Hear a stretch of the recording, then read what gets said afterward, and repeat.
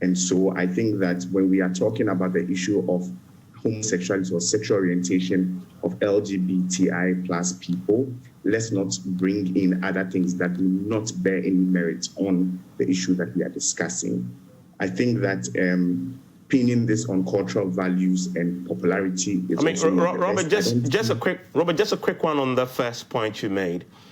I mean, doesn't that argument about what Western countries doing in their country, doesn't that become relevant when we have Western countries tell us that what we are attempting to do is fundamentally against human rights and that we should not do so?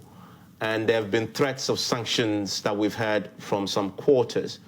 And yet they criminalize polygamy, which is reverse, we accept locally. Isn't that why that is relevant, that example is relevant?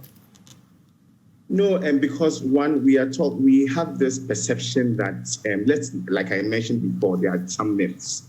And these myths are, one of them is what we are discussing here. The underlying discussion is somebody being gay, lesbian, bisexual, transgender is not a Western thing.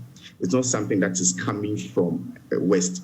No country called UK or US or Canada packed homosexuality and came to pour it on Ghanaians and said some Ghanaians will be gay. And so let's not have this discussion around the idea that homosexuality is a Western import. It is not. We have, like you mentioned before, we have had homosexuals in Ghana, even in Africa, since the beginning of the world and wherever it may be.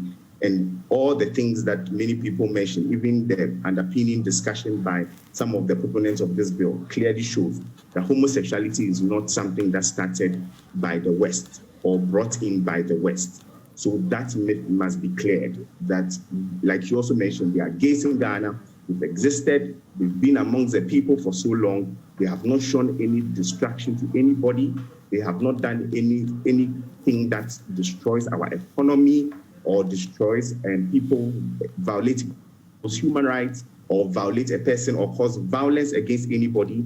There are people who exist every day, they go to work, they are human beings like any other person, and we haven't recorded any research that has shown that a gay person has caused somebody to die or somebody to have some bad effects because they had sex. Two consenting adults went into their privacy and had sex. Thank you so much for watching. Subscribe and click on that bell icon and get notified every time we share something new. You know we always share something new. Stay constant.